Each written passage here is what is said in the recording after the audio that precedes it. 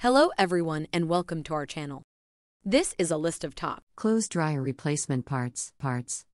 If you found this list helpful, please subscribe to our channel and like this video to continue making more top 10 videos. Also turn notification on to get latest videos uploaded.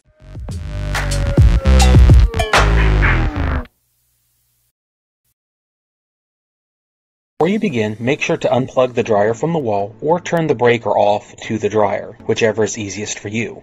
On the back of the dryer, 2 screws hold the top of the unit on. Unscrew them and you'll be able to push the lid of the dryer forward to allow it to lift upwards. Once the lid is opened up, you'll want to make sure to reinstall the screws so that you can lean the lid behind the unit.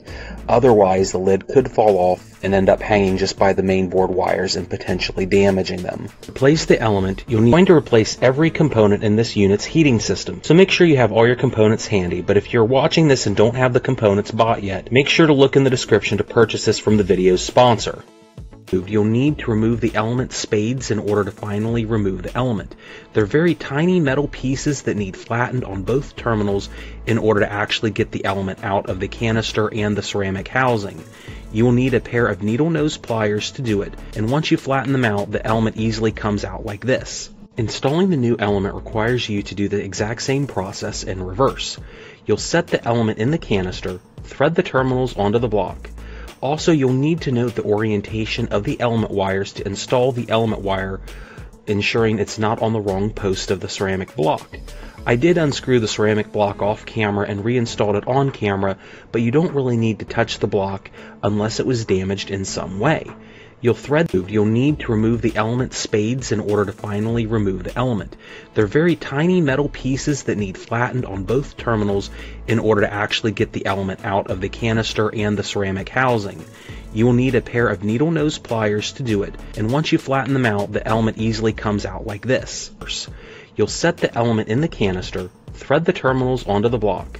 Also, you'll need to know rather delicate pride was bent on to deal with it, or possibly a wire that has been severed. Make sure to check all the connections everywhere in the unit, and if that doesn't help, get a new dryer, unfortunately. So have a great day. Hope you enjoyed the video, guys.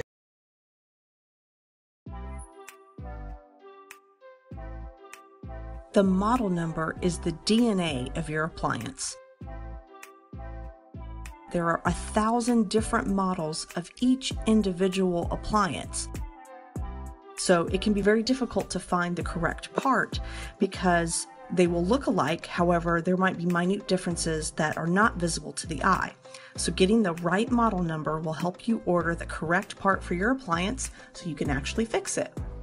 For washers and dryers, check on the inside of the door on the frame, on the actual door itself, on the back of the unit, or on the side.